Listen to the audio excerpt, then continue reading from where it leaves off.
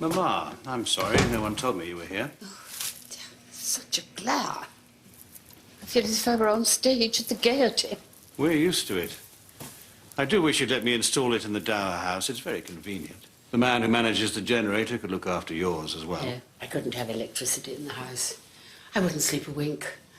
All those vapours seeping about. Even Cora won't have it in the bedroom. She did wonder about the kitchens, but I couldn't see the point. A job? In a partnership. You might have heard of it, Harvell & Carter.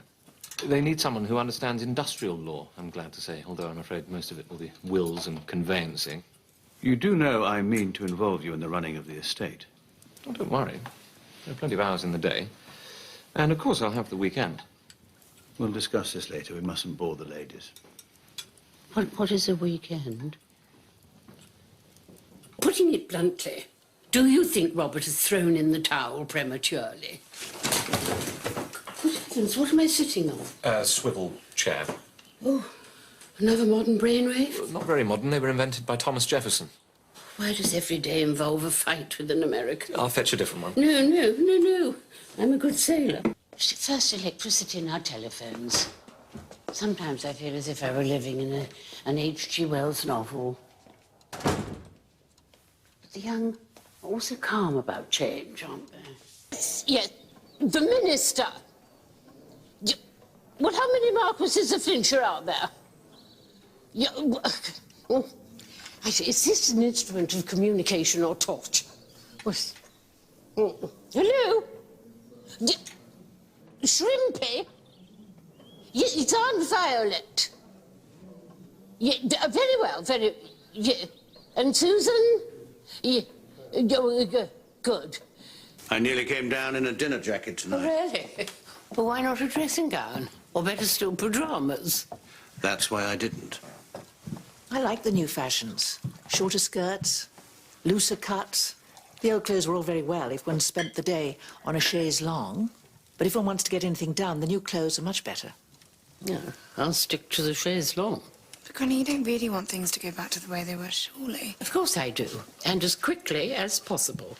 What about you, Papa? Before the war, I believed my life had value. I suppose I should like to feel that again.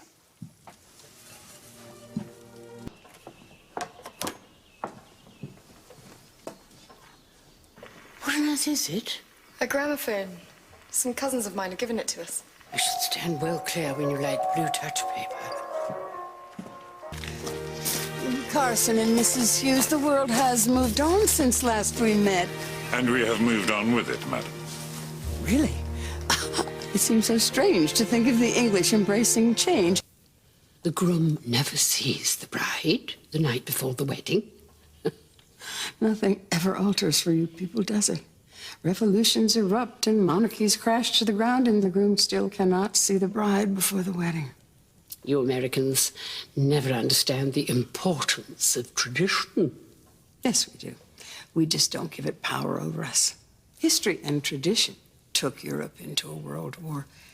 Maybe you should think about letting go of its hand. But people like us should lead the fight to keep tradition going. If you mean we can never change, I can't agree to that. Nor me. I think accepting change is quite as important as defending the past. But the role of houses like Downton is to protect tradition. That's why they're so important to maintain. Don't you agree, Mrs. Levinson? We must do everything in our power to keep houses like Downton going. Sure, if you think it's worth it.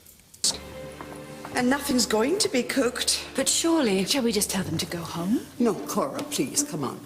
They've come for a party. We're going to give them a party. Carson, clear the table. You go down to the larders. You bring up bread, fruit, cheese, chicken, ham, whatever's edible. We're going to have an indoor picnic. They're going to eat whatever they want, wherever they want, all over the house. Are you quite sure, madam? It's not really how we do it. How you used to do it. Oh, come on. It might be fun. I agree. We'll all pull together and it'll be great fun. Yes. Now, I know what we need. Does anyone here play the piano? Oh, Mama. Love like glowing in your eyes, so true. Let me call you sweetheart. I'm in love with you.